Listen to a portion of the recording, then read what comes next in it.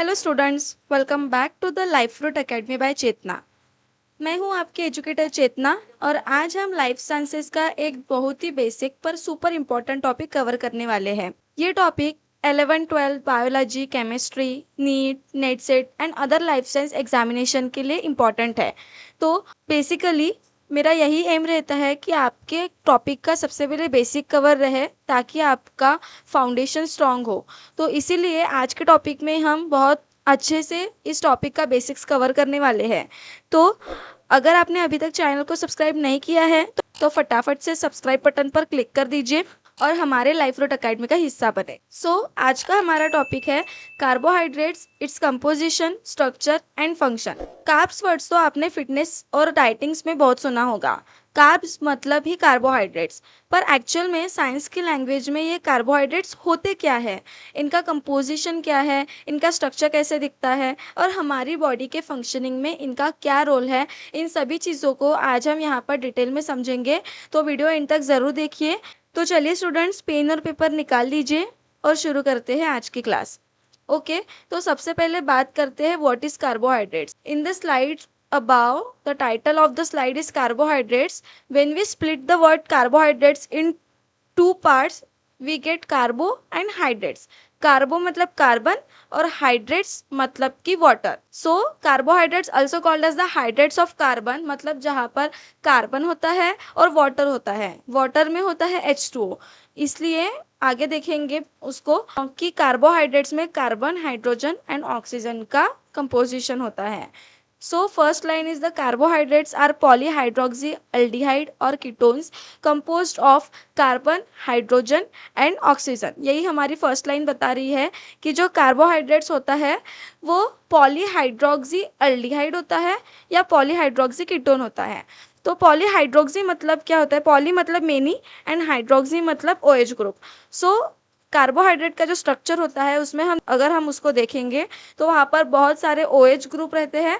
उसके साथ एक तो अल्डिहाइड ग्रुप रहेगा या फिर कीटोन ग्रुप रहेगा। अल्डिहाइड ग्रुप CHO रहता है और कीटोन जो आप स्क्रीन पर देख सकते हैं C+O रहता है। तो यहाँ पर जो दो एग्जाम्पल्स है ग्लूकोज और फ्रुक्टोज, इसको ध्यान से देखिए तो आपको ग्लूकोज में बहुत सारे OH दिखेंगे और साथ में ऊपर CHO ग्रुप दिखेगा, मतलब कि अल्डिहाइड दिखेगा। जहाँ पर अल्डिहाइड ग्रुप दिखेगा वहां पर उसको बोलेंगे अल्डोजेस। उसके ही साइड में जो फ्रुक्टोज का स्ट्रक्चर है उसको देखेंगे तो वहां पर हमको बहुत सारे OH ग्रुप के साथ दिख रहा है कीटोन ग्रुप। C+O जो सेकंड कार्बन है वहां पर कीटोन ग्रुप दिख रहा है तो उसे हम बोलेंगे कीटोजेस। नेक्स्ट लाइन देखते हैं। होप आपको कार्बोहाइड्रेट्स क्या है ये समझ गया होगा। ये एक ऑर्गेनिक कंपाउंड है जो पॉलीहाइड्रोक्सी अल्डिहाइड या पॉलीहाइड्रोक्सी कीटोन से बना हुआ होता है। इसमें mainly carbon, hydrogen and oxygen present है।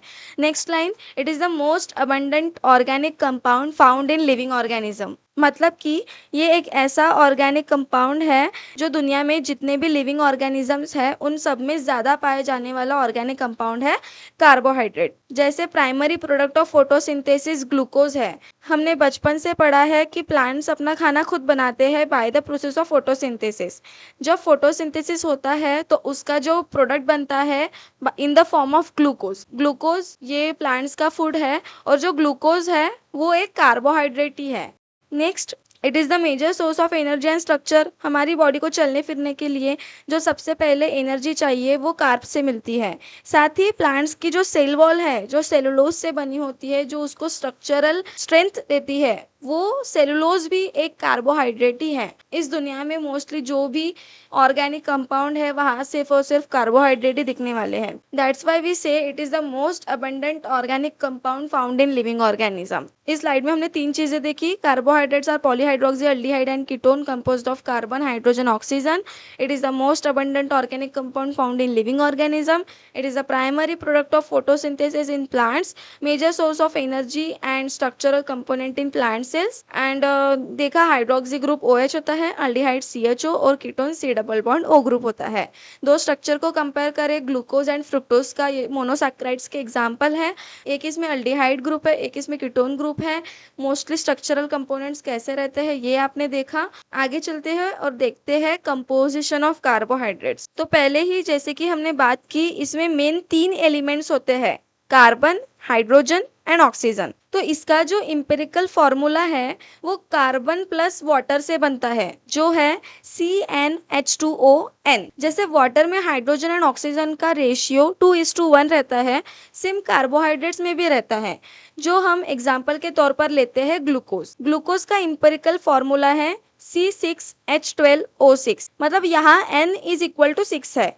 तो इम्पेरिकल फॉर्मूला के हिसाब से ग्लूकोज का फॉर्मूला बन गया C6H12O6। अब आता है एक ट्विस्ट। हमने देखा था कि कार्बोहाइड्रेट्स में मेनली 3 एलिमेंट्स होते हैं, carbon, hydrogen and oxygen. But कुछ कार्बोहाइड्रेट्स में के साथ और भी एलिमेंट्स प्रेजेंट हो सकते हैं, जैसे नाइट्रोजन है, फास्फोरस है या फिर सल्फर है। जिसमें ये बाकी के एलिमेंट्स अगर प्रेजेंट हो तो उनको हम बोलेंगे मॉडिफाइड कार्बोहाइड्रेट्स। हम अभी नाइट्रोजन अगर कार्बोहाइड्रेट से जुड़ जाए तो उसके एग्जाम्पल्स देखेंगे। उसके एग्जाम्पल है एन एसिटिल ग्लूकोजामाइन। यही एन एसिटिल ग्लूकोजामाइन आगे जाकर फंजाई की सेल वॉल, जो हम काइटिन बोलते हैं, उसको बनाने में काम आता है। उसका कंपोनेंट है एन एसिटिल ग्लूकोजामाइन, वो भी एक कार्बोहाइड्रेट है। नेक्स्ट फॉस्फोरस वाले एग्जांपल्स देखेंगे। ते ग्लूकोज 6 फॉस्फेट, जिसको हम शुगर फॉस्फेट भी बोलते हैं। हम जब रेस्पिरेशन या ग्लाइकोलिसिस पढ़ेंगे तब इसका नाम बार बार सामने आएगा, इसे हम शुगर फॉस्फेट भी बोलते हैं। सल्फर वाले एग्जांपल्स देखते हैं तो जब कार्बोहाइड्रेट को सल्फर जुड़ जाए तो उसका एक एग्जाम्पल है अगैरोपेक्टिन, जो अगार अगार का एक मेजर कंपोनेंट है। अब बात करते हैं इनकी क्लासिफिकेशन की। किसी कार्बोहाइड्रेट्स में कितने शुगर यूनिट्स है, उसके बेसिस पर हम इन्हें अलग अलग कैटेगरीज में बांटते हैं। एग्जाम्पल के तौर पर समझते हैं। समझो कि कार्बोहाइड्रेट्स एक फूलों की माला है और उसमें जो फूल है, जो भी फ्लावर है, वो है अपने शुगर यूनिट। तो अगर एक शुगर यूनिट मतलब कि एक फूल रहा तो उसको बोलेंगे मोनोसैकेराइड। अगर 2 यूनिट्स है तो डाइसैकेराइड। अगर कुछ यूनिट्स जैसे 3 से 10 तक है तो उनको बोलेंगे ऑलिगोसैकेराइड। और अगर बहुत सारे यूनिट्स मिलकर एक लंबी चेन बना रहे हैं तो उसे हम कहते हैं पॉलीसैकेराइड। मतलब कि पॉलीसैकेराइड ये पूरी लंबे फूलों की माला है। फूलों की जगह समझो मोतियों की माला है, तो ईच मोती single sugar unit, the chain of this single units, many single units is called as polysaccharide. मतलब कि पॉलीसैकेराइड ये पूरे लंबी फूलों की माला है, जिसको हम तोड़ के ऑलिगोसैकेराइड भी बना सकते हैं, डाइसैकेराइड भी बना सकते हैं और सिंगल यूनिट में तोड़कर मोनोसैकेराइड भी बना सकते हैं। मोनोसैकेराइड जो है वो बेसिक बिल्डिंग यूनिट है, उसको फर्दर स्मॉलर यूनिट में डिवाइड या ब्रेक नहीं किया जा सकता, पर उससे फिर से डाइसैकेराइड बनाया जा सकता है। जैसे 2 मोनोसैकेराइड जुड़ गए तो बनेगा डाइसैकेराइड, बहुत सारे मोनोसैकेराइड जुड़ गए तो बनेगा पॉलीसैकेराइड। ऐसे स्टूडेंट्स आप समझ रहे होंगे मैं क्या बता रही हूँ। नेक्स्ट कंपोजिशन समझ लिया, कार्बन, हाइड्रोजन, ऑक्सीजन और उसके साथ साथ अलग भी एलिमेंट्स जुड़ सकते हैं, उसके फिर अलग अलग एग्जाम्पल्स है। कार्बोहाइड्रेट को डिवाइड करते हैं ये देखा। अब आगे चलते हैं और देखते हैं the structure of carbohydrates. Structurally carbohydrates 2 तरह से एग्जिस्ट कर सकते हैं। पहला है लीनियर फॉर्म और दूसरा है साइक्लिक फॉर्म। लीनियर फॉर्म को पहले समझते हैं। इसे हम open chain structure and Fischer projection भी कहते हैं। इसमें सारे जो कार्बन एटम्स है एक सीधी लाइन यानी स्ट्रेट चेन में अरेंज्ड होते हैं और मॉलिक्यूल के पास एक फंक्शनल कार्बोनिल ग्रुप होता है, या तो अल्डिहाइड होगा या कीटोन होगा। जो हमने पहले ग्लूकोज और फ्रुक्टोज का स्ट्रक्चर देखा, सेम वही है linear structure of carbohydrate. Fischer projection इसलिए कहते हैं because it was proposed by German chemist Emil Fischer in 1891 to represent the 3-dimensional stereochemistry of organic molecule on a 2-dimensional plane। मतलब carbohydrates का जो 3-dimensional structure था उसको 2-dimensional में बताने के लिए सर इमिल फिशर ने 1891 में ये फिशर प्रोजेक्शन दिया था। नेक्स्ट लाइन देखेंगे, it is the less stable in aqueous solution. जो लीनियर स्ट्रक्चर होता है वो एक्वस सॉल्यूशन में कम स्टेबल होते हैं, ज्यादा देर तक वो स्टेबल नहीं रह पाते, तो वो सोचते हैं चलो खुद को थोड़ा स्टेबल बनाया जाए, और वहीं से बर्थ होता है साइक्लिक फॉर्म का। वो खुद को लीनियर फॉर्म से साइक्लिक फॉर्म में कन्वर्ट कर देते हैं। नेक्स्ट देखेंगे साइक्लिक फॉर्म। जब लीनियर स्ट्रक्चर पानी में जाता है तो उसके अंदर ही अंदर एक रिएक्शन होती है कॉल्ड द इंटरमॉलिक्यूलर रिएक्शन। ये रिएक्शन किसके बीच में होती है? इंटरमॉलिक्यूलर मतलब वो जो भी कार्बोहाइड्रेट मॉलिक्यूल रहेगा, खुद के अंदर जो 2 एटम्स होंगे वो खुद में ही बॉन्ड बनाएंगे और उसका एक रिंग स्ट्रक्चर तैयार करेंगे। मोस्टली कार्बोनिल ग्रुप जो रहता है अल्डिहाइड और कीटोन उसके बीच में, और दूसरा कोई स्ट्रक्चर में जो OH ग्रुप रहेगा उसके बीच में बॉन्ड बनता है और साइकिल फॉर्म तैयार होती है। ये दोनों आपस में बॉन्ड बना लेते हैं और एक रिंग्स जैसा स्ट्रक्चर बना लेते हैं, जिसे हम कहते हैं साइक्लिक स्ट्रक्चर या फिर हॉवर्थ प्रोजेक्शन। मतलब याद रखने की ट्रिक देखो, फिशर मतलब खुला हुआ लीनियर, और हॉवर्थ मतलब बंद घेरा यानी साइक्लिक फॉर्म। अब साइक्लिक फॉर्म के टू टाइप्स हैं, depends on number of ring members. First है पायरानोज रिंग, ये एक 6 मेंबर्ड रिंग होती है, यानी कि इस रिंग में 6 मेंबर रहेंगे, एटम्स जुड़े हुए रहेंगे। इसका सबसे बेस्ट और कॉमन एग्जांपल है हमारा ग्लूकोज। तो याद रखना, ग्लूकोज पानी में जाकर ज्यादातर पायरानोज रिंग बनाता है। Next is the furanose ring which is 5 membered ring, और इसका एग्जाम्पल है फ्रुक्टोज। आगे स्ट्रक्चर से इसको अच्छे से समझेंगे, अभी तक साइड्स में जो हमने देखा वो एक बार रिवाइज कर लेते हैं। कार्बोहाइड्रेट्स दो स्ट्रक्चर फॉर्म में प्रेजेंट होते हैं, linear structure and cyclic structure. Linear structure को ओपन चेन स्ट्रक्चर और फिशर प्रोजेक्शन भी बोलते हैं, साइक्लिक स्ट्रक्चर को हॉवर्थ प्रोजेक्शन भी बोलते हैं। जो लीनियर स्ट्रक्चर है वो एक स्ट्रेट चेन में सारे एटम्स ज्वाइंट होते हैं बाय द बॉन्ड्स, और वो लेस स्टेबल होता है एक्वस सॉल्यूशन में। वो साइक्लिक फॉर्म बनाता है। साइक्लिक फॉर्म कैसे बनता है, जो भी एटम्स है, मॉलिक्यूल्स के एटम्स एक दूसरे में बॉन्ड बनाते हैं और साइक्लिक रिंग बनाते हैं। वो दो टाइप्स के होते हैं, पायरानोज एंड फ्यूरानोज। पायरानोज रहेगा तो 6 मेंबर्ड रिंग होंगी, फ्यूरानोज रहेगा तो 5 मेंबर्ड रिंग होंगी। तो चलिए आगे चलते हैं और स्ट्रक्चर से अच्छे से समझेंगे। यहाँ बीच में है हमारा लीनियर स्ट्रक्चर ऑफ ग्लूकोज, जिसमें सारे एटम स्ट्रेट बॉन्ड से ज्वाइंट है। अब आपको लीनियर स्ट्रक्चर क्लियर हुआ। अब जब ये एक्वस मीडियम में जाएगा तो इसके रिंग फॉर्म्स बनेंगे। लेकिन यहाँ भी एक ट्विस्ट है कि यहाँ पे दो प्रकार के रिंग बन रहे हैं। तो पहले जानेंगे रिंग कैसे बना। जो ग्लूकोपायरानोज है वो इंटरमॉलिक्यूलर हेमी एसिटल लिंकेज से बनता है, जो अल्डिहाइड ग्रुप C1 पे जो अल्डिहाइड ग्रुप है उसमें, और C5 में जो हाइड्रोक्सिल ग्रुप है उसमें बॉन्ड बनेगा, resulting in the 6 membered pyranose ring. अब दो फॉर्म बने रिंग के, एक है अल्फा और दूसरा है बीटा। लेकिन ये डिसाइड होता कैसे है, तो दो रिंग में जो पोजीशन ऑफ OH जो आपको ब्लू कलर में दिख रहा है OH, उसके पोजीशन पे डिपेंड करता है ऑन द एनोमरिक कार्बन। तो एनोमरिक कार्बन पे OH का पोजीशन डिसाइड करता है कि ये रिंग अल्फा है या बीटा है। लेकिन अब एनोमरिक कार्बन कौन सा है ये कैसे पता चलेगा, तो एनोमरिक कार्बन वो होता है जो रिंग में कायरल कार्बन होता है। एनोमरिक कार्बन ये रिंग का वो कार्बन होता है जो कायरल होता है। कायरल मतलब कि वो 4 अलग अलग ग्रुप से अटैच होता है। तो यहाँ पर रिंग में फर्स्ट कार्बन देखिए, वन साइड वो OH से अटैच है, एक दूसरा साइड H से अटैच है। बाकी आजू बाजू में देखिए, एक साइड O से अटैच है और चौथा साइड उसका जो सेकंड कार्बन है उससे अटैच है, जहां पर है CHOH ऐसा है अटैच। तो चारों भी ग्रुप अलग अलग हो गए, कोई सेम नहीं है। तो ये है chiral carbon. Chiral carbon first वाला कायरल कार्बन है अपना, जो ही एनोमरिक सेंटर बनेगा और उस पे जो OH और H ज्वाइंट हुआ है, तो उस पे जो OH का पोजीशन है ऊपर नीचे उसके हिसाब से डिसाइड होगा कि वो अल्फा है या बीटा है। तो लेफ्ट साइड का जो अल्फा वाला देखते हैं, जब OH एनोमरिक कार्बन के डाउन के तरफ अगर OH ज्वाइंट है तो उसको हम अल्फा ग्लूकोपायरानोज बोलेंगे, अल्फा फॉर्म बोलेंगे। और अगर OH अप साइड है, ऊपर के प्लेन पे ज्वाइन है, तो उसे हम बोलेंगे बीटा फॉर्म। तो समझा अल्फा एंड बीटा क्या है, एनोमरिक कार्बन क्या है, और इंटरमॉलिक्यूलर बॉन्ड किस में बनाया है ग्लूकोज ने, और कैसे उसने रिंग फॉर्म की। नेक्स्ट स्ट्रक्चर देखते हैं फ्रुक्टोज। लीनियर स्ट्रक्चर बीच में है जिसमें कीटोन ग्रुप है।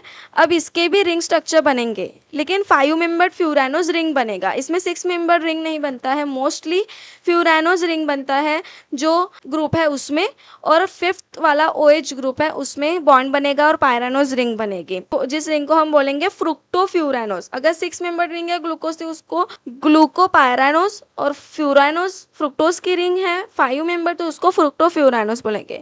फॉर एग्जाम्पल, अगर ग्लूकोज ने फ्यूरानोज बना लिया, 5 मेंबर्ड रिंग बना ली, तो उसको हम ग्लूकोफ्यूरानोज बोलेंगे। और अगर फ्रुक्टोज ने 6 मेंबर्ड रिंग बना ली तो हम उसको फ्रुक्टोपायरानोज बोलेंगे।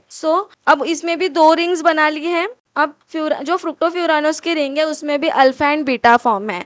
अभी इसमें अल्फा बीटा है, तो पहले तो हमको देखना पड़ेगा एनोमरिक कार्बन कौन सा है। अब यहाँ पर एनोमरिक कार्बन सेकंड नंबर का कार्बन है, सेकंड नंबर का कार्बन पर एनोमरिक सेंटर है, जिसमें OH इसमें भी सेम ही है, OH का ही पोजीशन देखा जाता है कि वो अबाव है या बिलो है। अगर बिलो है तो अल्फा फ्रुक्टोफ्यूरानोज हो गया, और अगर अबाव है तो बीटा फ्रुक्टोफ्यूरानोज हो गया। यहाँ स्ट्रक्चर में जो डी दिया है वो डेक्सट्रोज के लिए है। डेक्सट्रोज मतलब जब भी अगर इस मॉलिक्यूल से अगर प्लेन पोलराइज लाइट ट्रैवल की जाए तो वो राइट साइड में शिफ्ट हो जाएंगी, इसलिए उसको डेक्सट्रोज कहा गया है। अब हमने स्ट्रक्चर पूरी तरह से समझ लिया है स्टूडेंट्स। अब आते हैं इनके क्लासिफिकेशंस पर। पहले भी हमने देखा था शुगर यूनिट्स के नंबर पर और स्ट्रक्चरल कॉम्प्लेक्सिटी को देखे तो कार्बोहाइड्रेट्स को मेन 4 कैटेगरीज में क्लासिफाई किया जाता है: monosaccharide, disaccharide, oligosaccharide and polysaccharide. Monosaccharide जिसमें सिर्फ एक सिंगल शुगर यूनिट प्रेजेंट होता है, डाइसैकेराइड जिसमें 2 शुगर यूनिट्स आपस में जुड़ी हुई होती है, ओलिगोसैकेराइड में 3 से लेकर 10 शुगर यूनिट्स होती है, और पॉलीसैकेराइड में बहुत सारी मोर देन 10 कितनी भी हो सकती है, जितने शुगर यूनिट्स मिलाकर एक बड़ी पॉलीमर चेन बनाती है। अभी इन चारों क्लासेस को एक एक करके डिटेल में इनके एग्जाम्पल्स और फंक्शन के साथ हम हमारी नेक्स्ट स्लाइड्स में समझते हैं। तो अब देखते हैं मोनोसैकेराइड। जैसे कि हमने अभी बात की, मोनोसैकेराइड सबसे सिंपलेस्ट कार्बोहाइड्रेट्स होते हैं, मतलब ये कार्बोहाइड्रेट्स की दुनिया का सबसे छोटे और सिंगल यूनिट्स होते हैं जो फर्दर डिवाइड नहीं हो सकते। यही बेसिक्स है। It can not be hydrolysed into smaller units, यानी आप इन्हें पानी में डालकर और छोटे टुकड़ों में नहीं तोड़ सकते हैं। ये सभी तरह के बड़े कार्बोहाइड्रेट्स के बेसिक बिल्डिंग ब्लॉक्स होते हैं। जैसे एक बड़ी बिल्डिंग ब्रिक से बनती है, वैसे ही बड़े बड़े पॉलीसैकेराइड इन्हीं छोटे छोटे मोनोसैकेराइड से मिलकर बनते हैं। इसके मोनोसैकेराइड के कॉमन एग्जाम्पल है ग्लूकोज, राइबोस एटसेट्रा। आगे और एग्जाम्पल देखने को मिलेंगे। अब आप स्क्रीन पर एक चार्ट देख रहे होंगे, यहाँ पर एक बड़ा ही इंटरेस्टिंग क्लासिफिकेशन देखते हैं। एक मोनोसैकेराइड के अंदर कितने कार्बन एटम्स है उसके बेसिस पर उनके अलग अलग नाम होते हैं। जैसे ग्लूकोज जो हमने देखा था, ग्लूकोज और फ्रुक्टोज, वो भी मोनोसैकेराइड है, लेकिन उसमें कार्बन कितने थे? 6 कार्बन थे। लेकिन सारे मोनोसैकेराइड सिर्फ 6 कार्बन से नहीं बनते हैं, उनमें 3 कार्बन भी हो सकते हैं, 4 भी हो सकते हैं, 5 भी हो सकते हैं, 6 भी हो सकते हैं, 7 भी हो सकते हैं। तो ऐसे कार्बन जो मिलकर बनते हैं मोनोसैकेराइड, उसमें भी क्लासिफिकेशन है मोनोसैकेराइड का। पहले तो ये बात समझ लीजिए कि अगर मोनोसैकेराइड में अल्डिहाइड ग्रुप है तो उसको हम अल्डोजेस बोलेंगे, और अगर उसमें कीटोन ग्रुप है तो उसको हम कीटोजेस बोलेंगे। अब यहाँ पर 3 कार्बन है, triose, number of carbon atoms 3 हैं, तो उसको हम बोलेंगे ट्रायोज। इसके एग्जाम्पल हैं ग्लिसरॉल्डिहाइड और डायहाइड्रोक्सी एसीटोन। आपको याद है ना, जब प्लांट फोटोसिंथेसिस में डार्क रिएक्शन होती है तब ये ट्रायोज शुगर बनती है। Next is the 4 carbon. जब 4 कार्बन रहे मोनोसैकेराइड में तो उसको हम टेट्रोज बोलेंगे। इसका एग्जाम्पल है इरिथ्रोज एंड इरिथ्रुलोज। 5 कार्बन मोनोसैकेराइड को बोलेंगे पेंटोज। ये सुपर इंपॉर्टेंट है, 5 कार्बन वाली शुगर को पेंटोज कहते हैं। इसके एग्जाम्पल है राइबोज, डीऑक्सीराइबोज और xylose। हमारा जो डीएनए और आरएनए होता है ना, उनमें यही पेंटोज शुगर यूज होता है, deoxyribose sugar and ribose sugar. 6 carbon होगा तो हेक्सोज बोलेंगे। इसके एग्जाम्पल्स हैं glucose, fructose, galactose etcetera. 7 carbon होगा तो हेप्टोज बोलेंगे। इसके एग्जाम्पल है सीडोहेप्टुलोज एंड मैनोहेप्टुलोज। अब monosaccharide based on number of carbon atoms भी क्लासिफाई किए जा सकते हैं। कार्बन का डीग्लिसराइल्डिहाइड है जिसे हम अल्डो ट्रायोस बोलते हैं, क्योंकि इसमें अल्डिहाइड ग्रुप है। अब जो अपना सेकंड चार्ट है लेफ्ट साइड का, वहां पर देखिए ट्रायोस, टेट्रोस, पेंटोस, हेक्सोस, हेप्टोस, इसको अल्डो लगाया है, क्योंकि जो भी मोनोसैकेराइड है उसको अगर अल्डिहाइड ग्रुप लगा हो तो उसको अल्डोजेस बोलेंगे। लेकिन अल्डोजेस तो देख लिया और यहाँ पर देख लिया नंबर ऑफ कार्बन एटम्स, तो इन दोनों का जो मिक्सअप होगा वो अल्डो ट्रायोस, अल्डो टेट्रोस, अल्डो पेंटोस, अल्डो हेक्सोस ऐसे होगा। अगर कीटोन ग्रुप रहा तो उसको कीटो ट्रायोस, कीटो टेट्रोस, कीटो पेंटोस, कीटो हेक्सोस, कीटो हेप्टोस ऐसे बोलेंगे।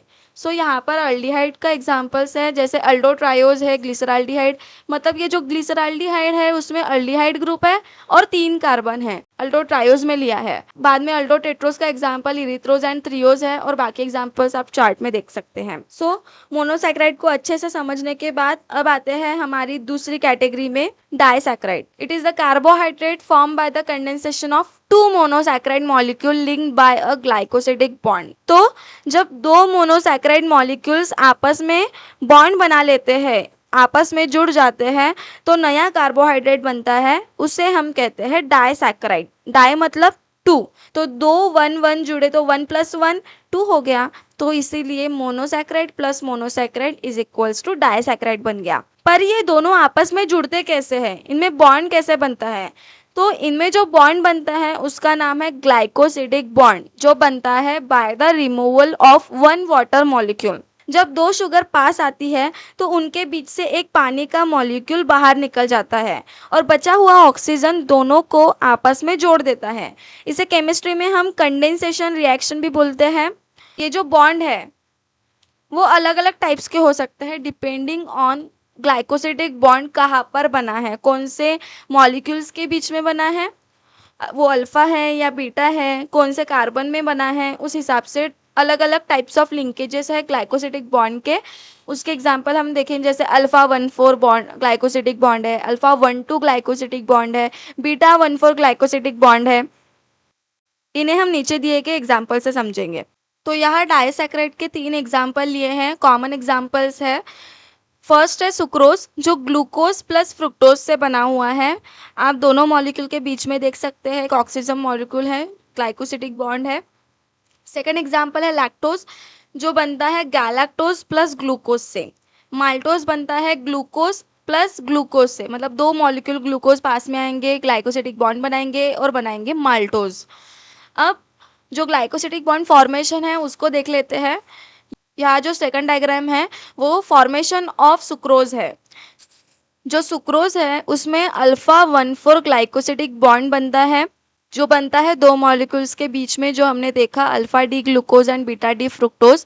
तो उसमें आप देख सकते हैं ग्लूकोज का जो OH है जिसपे स्क्वायर दिखा हुआ है वो, और फ्रुक्टोज का H, ये मिलकर H2O बना और वो रिमूव हो गया। बचा जो O बचा है उसको ग्लाइकोसिडिक बॉन्ड में एंटर करके बना glycosidic bond alpha 1,4 glycosidic bond, जिससे सुक्रोज बना है। होप आपको डाइसैकेराइड अच्छे से समझ गया होगा। नेक्स्ट हम चलते हैं ऑलिगोसैकेराइड की तरफ। Oligosaccharide are the carbohydrates composed of 3 to 10 monosaccharide units linked by glycosidic bond. It may be linear और ब्रांच्ड। अब ऑलिगोसैकेराइड जो है वो सेम डाइसैकेराइड जैसे में सिर्फ मोनोसैकेराइड्स के यूनिट्स बढ़ गए हैं। 3 to 10 यूनिट्स होंगे मोनोसैकेराइड्स के और उससे बनेगा ऑलिगोसैकेराइड। ग्लाइकोसिडिक बॉन्ड कैसे बनता है हमने अभी देखा। जो ऑलिगोसैकेराइड है वो एक तो लीनियर हो सकता है, मतलब जो भी मोनोसैकेराइड यूनिट से ऑलिगोसैकेराइड बन रहा है वो लाइन टू लाइन ज्वाइन हो सकते हैं, या फिर उसका ब्रांच्ड भी बन सकता है। तो यहाँ पर एग्जाम्पल में देखेंगे डी रैफिनोज। डी रैफिनोज बना है 3 मोनोसैकेराइड यूनिट से, गैलेक्टोज, ग्लूकोज एंड फ्रुक्टोज। ये तीन मिलके ग्लाइकोसिडिक बॉन्ड बना रहे हैं अलग अलग, जैसे गैलेक्टोज और ग्लूकोज में बन रहा है 1,6 ग्लाइकोसिडिक बॉन्ड, और फ्रुक्टोज और ग्लूकोज में बन रहा है 1,2 ग्लाइकोसिडिक बॉन्ड। यहाँ पर 3 शुगर मॉलिक्यूल है, गैलेक्टोज, फ्रुक्टोज एंड ग्लूकोज, जो अलग अलग ग्लाइकोसिडिक बॉन्ड से मिलकर बने हैं, और 3 शुगर यूनिट्स है, मतलब इसको बोलेंगे ट्राइसैकेराइड। रैफिनोज एक ट्राइसैकेराइड है। उसी के राइट में हम देखेंगे ऑलिगोसैकेराइड का नेक्स्ट एग्जांपल इज स्टैक्यूज, जो 4 शुगर यूनिट से बने हैं by the various linkages of glycosidic bond. 2 alpha D galactose है, एक अल्फा डी ग्लूकोज है और एक बीटा डी फ्रुक्टोज है। अल्फा डी गैलेक्टोज जो 2 मॉलिक्यूल्स है उनके बीच में अल्फा 1,6 ग्लाइकोसिडिक बॉन्ड बना है। बाद में गैलेक्टोज और ग्लूकोज के बीच में अल्फा 1,6 ग्लाइकोसिडिक बॉन्ड बना है, और ग्लूकोज और फ्रुक्टोज में अल्फा बीटा 1,2 ग्लाइकोसिडिक बॉन्ड बना है। तो स्टैक्यूज में 4 शुगर यूनिट्स है, इसलिए हम इसको टेट्रासैकेराइड बोलेंगे। समझे? तो जो स्टैक्यूज है और रैफिनोज हमने आज देखा वो ऑलिगोसैकेराइड्स के बहुत अच्छे एग्जांपल्स है। आगे चलते हैं और देखते हैं polysaccharide. Polysaccharide, it is a long chain of monosaccharides units linked by the glycosidic bond, composed of hundreds to thousands of sugar units. It may be linear or branched in structure. तो पहला जो examples हम यहाँ पर देख रहे हैं cellulose, left sides का सेलुलोज फाइबर्स जो है वो बहुत सारे ग्लूकोज यूनिट से बनता है। सेलुलोज का जो बेसिक यूनिट है ग्लूकोज ही है। जो ग्लूकोज है वो लीनियरली अरेंज्ड होते हैं और बनाते हैं सेलुलोज। उसमें जो ग्लाइकोसिडिक बॉन्ड बन रहा है आप देख सकते हैं स्ट्रक्चर में। Next is the structural component of starch. जो स्टार्च है वो भी एक पॉलीसैकेराइड है और वो बनते हैं अमाइलोज और अमाइलोपेक्टिन से। अमाइलोज जो है वो लीनियर है और अमाइलोपेक्टिन जो है वो ब्रांच्ड है, और यही ब्रांच्ड अमाइलोपेक्टिन और अमाइलोज मिलकर बनता है स्टार्च। ये जो अमाइलोज एंड अमाइलोपेक्टिन है उसका भी बेसिक स्ट्रक्चर, जो बेसिक कंपोनेंट होता है मोनोसैकेराइड का, वो ग्लूकोज ही होता है। सो आज हमने देख लिया है, पॉलीसैकेराइड भी देख लिया है। आपको हो पॉलीसैकेराइड भी समझा, जो भी कार्बोहाइड्रेट्स के टाइप्स है वो सब समझ गए होंगे। अब आते हैं हमारे स्लाइड के, हमारे आज के टॉपिक के सबसे लास्ट इम्पॉर्टेंट टॉपिक पर, which is the function of carbohydrates. So carbohydrates कौन कौन से काम करते हैं वो आज हम देखेंगे। First is the energy source. It is the primary source of energy in plants और any other animals organism. Example, glucose produce during photosynthesis is used in respiration. Carbohydrates plant के लिए एनर्जी का प्राइमरी सोर्स है। जैसे कि हमने बात की थी, फोटोसिंथेसिस के टाइम प्लांट्स जो ग्लूकोज बनाते हैं उसे वो बाद में रेस्पिरेशन के रूप में ब्रेक करके एनर्जी जनरेट करते हैं, मतलब ये बॉडी का मेन फ्यूल है। नेक्स्ट है एनर्जी स्टोरेज। अब सोचिए अगर प्लांट्स ने बहुत सारा ग्लूकोज बना लिया, बहुत सारा कार्बोहाइड्रेट बना लिया, तो क्या वो सब एक साथ खत्म कर देगा? नहीं ना। जो एक्सेस कार्बोहाइड्रेट्स होते हैं उन्हें प्लांट्स स्टार्च के रूप में स्टोर कर लेते हैं। और अब ये स्टार्च क्या है? वो भी तो एक कार्बोहाइड्रेट ही है। तो सेल्स के अंदर जो प्लास्टिड होते हैं वहाँ पर ये स्टार्च स्टोर किया जाता है, जैसे अमाइलोप्लास्ट है। जब भी प्लांट्स को एनर्जी की ज़रूरत होती है या कोई डिमांड होती है तब इस स्टोर्ड स्टार्च का यूज़ किया जाता है। Third is the structural role. It forms the structural framework of plant cell, provide mechanical strength and rigidity. Example, cellulose in plant cell wall, hemicellulose and pectin provides flexibility. Carbohydrate सिर्फ खाना या energy नहीं देते, ये घर का ढांचा यानी स्ट्रक्चरल फ्रेमवर्क भी बनाते हैं। जैसे प्लांट्स की सेल वॉल में मिलने वाला जो सेलुलोज है जो प्लांट सेल को मैकेनिकल स्ट्रेंथ और रिजिडिटी देता है, वही दूसरी तरफ सेल वॉल में ही मिलने वाले हेमीसेलुलोज और पेक्टिन प्लांट्स को फ्लेक्सिबिलिटी प्रोवाइड करते हैं। जो भी सेलुलोज, हेमीसेलुलोज, जो पेक्टिन है, वो सारे कार्बोहाइड्रेट्स के ही एग्जाम्पल्स हैं। Next is the role in metabolic pathway. It acts as the intermediate in various metabolic pathway, example in glycolysis and Calvin cycle. Carbohydrates अलग अलग मेटाबॉलिक पाथवेज में इंटरमीडिएट्स का काम करते हैं। मतलब जब बॉडी में कोई बड़ी प्रोसेस चल रही होती है तो ये बीच बीच में ज़रूरी केमिकल्स कंपाउंड बनाते हैं, जैसे कि ग्लाइकोलिसिस के दौरान हो या फिर केल्विन साइकिल के दौरान हो। Fifth is the transport of energy. It is transported in the form of sucrose, supplies energy to the non-photosynthetic parts of plants. ये पॉइंट बहुत ही इंटरेस्टिंग और इम्पॉर्टेंट है। प्लांट्स में जो एनर्जी बनती है वो किस फॉर्म में ट्रांसपोर्ट होती है? For the non photosynthetic parts of plant. अगर कोई लीफ जो है वो फोटोसिंथेटिक है, वो एनर्जी बना रहा है, कोई एनर्जी स्टोर कर रहा है, लेकिन बाकी पार्ट में एनर्जी जाती किस फॉर्म में है? तो वो जाती है सुक्रोज के फॉर्म में। और जो सुक्रोज है वो भी तो कार्बोहाइड्रेट ही है, वो भी तो एक कार्बोहाइड्रेट का फॉर्म है। नेक्स्ट देखते हैं protective function. Some carbohydrates protect plants from stress. Mucilage and gums retain water and protect tissue, also contribute to seed viability and dormancy. अब प्रोटेक्टिव फंक्शन की बात करें तो कुछ कार्बोहाइड्रेट्स प्लांट्स को स्ट्रेस से बचाते हैं, जैसे म्यूसिलेज है, गम्स है, ये पानी को रिटेन करके रखते हैं जिससे टिश्यू ड्राई नहीं होते और प्रोटेक्टेड रहते हैं। साथ ही ये कार्बोहाइड्रेट्स सीड वायबिलिटी, बीज को जिंदा रखते हैं और डॉर्मेंसी में भी कंट्रीब्यूट करते हैं। तो अल्टीमेटली हमने सारे कार्बोहाइड्रेट्स का बेसिक्स देख लिया है, उसका कंपोजिशन देख लिया है, स्ट्रक्चर देख लिया है, उसका क्लासिफिकेशन देख लिया है, और आखिर में हमारे आज फंक्शंस भी पूरे हो चुके हैं। सो स्टूडेंट्स, होप आपको आज मैंने जो भी पढ़ाया, जो भी बताया, वो पूरी तरह से आपको अच्छे से समझ गया होगा। तो स्टूडेंट्स, आज के सेशन में आपको अगर कोई भी डाउट हो तो प्लीज़ कमेंट कीजिए, उस कमेंट का रिप्लाई मैं ज़रूर करूँगी। और अगर आपको आज की वीडियो हेल्पफुल लगी हो, कुछ अच्छा, कुछ नया नॉलेज मिला हो, कुछ बेसिक्स क्लियर हुए हो, तो प्लीज़ वीडियो को लाइक करें, कमेंट करें, चैनल को सब्सक्राइब कीजिए, बेल आइकन को क्लिक कीजिए ताकि हमेशा हमारी वीडियो आप तक पहुँचती रहे। और